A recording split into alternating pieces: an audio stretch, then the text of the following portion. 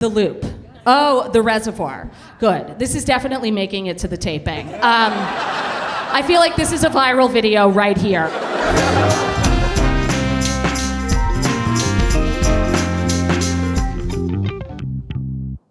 feel like being a fish person, it's kind of a lesbian job, don't you think? A little bit. I mean, not for guys, but I'm a lesbian. I feel like I didn't have to tell you that. What's that? First of all, unhinged that the person from the venue is heckling at the show. That is hilarious. Here, I want to tell you about the story of... Thank you. I actually do have a Subaru. But, wait, what? Oh, so do you? Because he's a lesbian, so that's why he's in Fish. Here's the story of my favorite heckle. I'm an anxious person. What do you want from me? Okay? I am. Are you anxious? First of all, I used to think the goal was getting rid of anxiety because I have so much of it. I don't think anti-anxiety is the goal. This is my new thing. Anxiety is with me to stay forever. Now, I just need something to focus my anxiety on. So I've started exclusively parking illegally. Okay? Because it's like either I'm worried about everything or I can just look in my vision. I see a meter maid putting my license plate of the Subaru into her, I don't know, like toast thing, but what is that thing? A POS system for meter maids? This wasn't anything I planned to say. Okay, but here's the story of my favorite heckle, okay? So I was doing this show. It was for an entirely Mexican Catholic audience, okay? 100% Mexican Catholic audience, which is relevant because I'm racist. And so I was performing, no, it was relevant because I wanted them to like me, okay? And so I froze up entirely, got so nervous because I wanted these Mexican Catholics to like me so much that I just started telling the Mexican Catholic, how many times can I say it? Then you're like, she really is racist. So, but I started telling them about, because I was so nervous, I forgot everything funny I've ever written or said or thought in my entire life. I just started telling these nice Mexican Catholic people about the differences between Orthodox Reform and conservative Judaism. I was like, some of us wait 3 hours, some 1, the Dutch, who knows, okay? And some of you are like, we don't get that kashrut joke. But anyway, good Shabbos to this row. And anyway, but that's what I did, okay? I just started telling them these things, and they're like, okay? And it was going so bad, okay? You could have heard a taco drop in this place. It was so bad. It was not funny. It was going horribly. And then in the middle of this TED Talk from synagogue that nobody asked for, one of their phones accidentally heckled me, okay? It's a 100% true story. In the middle of me talking about kashrut and Shabbos and all, and they were like, ¿qué es esto? Like, just the Spanish, I mean, it was a lot. I was really dying up there. And in the middle of that set, somebody's cell phone, somebody's Siri goes off on their phone and goes, I'm sorry, I didn't quite get that. And that got the only laugh of the entire set.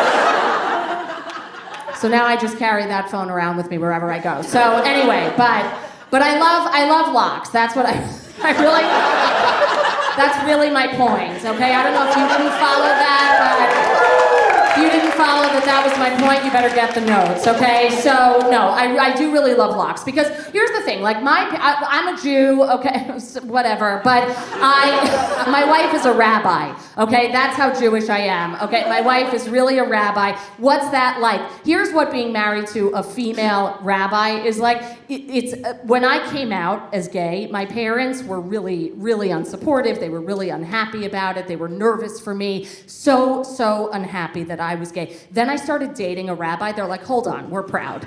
So that's what that's like. So my parents are descended. I have 4 out of 4 Holocaust survivor grandparents, okay? As the Jews know, that's a perfect score. And so, but that's what I come from. I come from nervous, parents, okay? My mother is like the reason that the Bloomingdales near our house growing up changed their return policy when I was in junior high. The woman loves to save money and she's gonna argue about it, okay? And so here's what happened. So my father was an immigrant. I say was because he died. I'm sorry to break it to you. Did you say same? Okay, my father also died for her, is what that means. No, up top. Okay, I'm sorry. This is the weirdest show of my life. I've literally never said, my father died, and somebody says, same. Same. My father died during the pandemic, but not of COVID, which is the no homo of dying during the pandemic. And, okay, so here's what happened. Okay, so I was living in Los Angeles at the time my father died, and as the Jews know, when somebody, chas v'shalom, dies, you have to bury right away, okay? We refrigerate a lot of stuff, but not the body. Not the body. That's gotta go in right away, okay? The Mexican Catholics really learned a lot when I told them about this, okay? So he dies, I gotta get to the funeral. My brother and I, we drove 46 hours from Los Angeles to New Jersey, including the 3-hour nap in Ohio, which we counted as sightseeing. But anyway, so that's all you need to do in Ohio, just take a nap. But anyway, no offense, nobody's from Ohio. It doesn't matter, okay? If you're watching at home, I hate Ohio. Okay, anyway, coming at you live from Acme Locks, one lesbian hates Ohio. So, she has a Subaru. Anyway, so here's what happened. I get to my parents' house. My father was of Latvian descent, okay? He was here 46 years in this country until the day he died at 73 years old. Being here for 46 years, you would have thought he had arrived here earlier that morning based on his accent, okay? Just really foreign, whatever, okay. And so I don't know if you know about Eastern Europeans, they love the smoked fish. They were keeping that guy in business. That's why he heckled me. Honestly, that's my dad. I was lying. I'm sorry.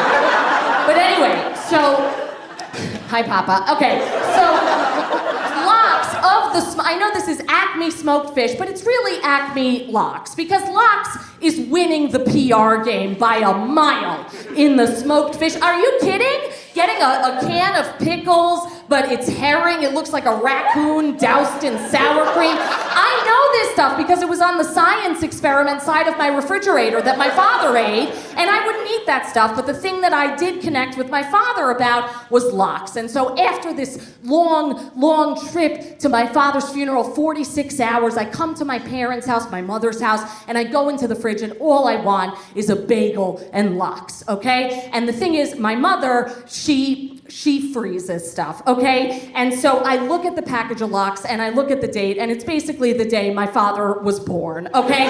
It says July 3rd, 1946. Not really, but you get my point, okay? It was old Lox, okay? And so I say to my mother, I was like, Mommy, I think the Lox is bad.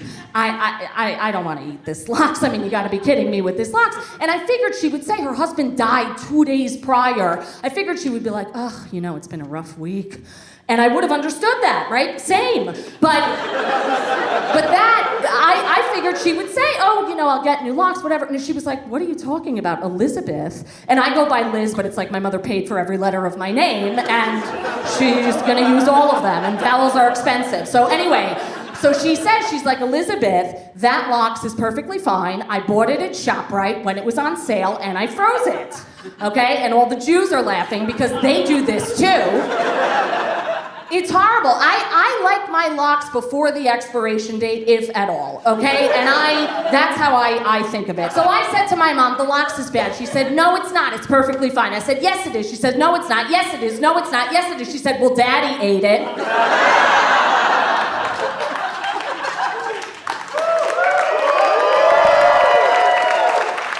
I was like, I think I won that argument. You guys have been fantastic. I'm Liz Glazer. Good night.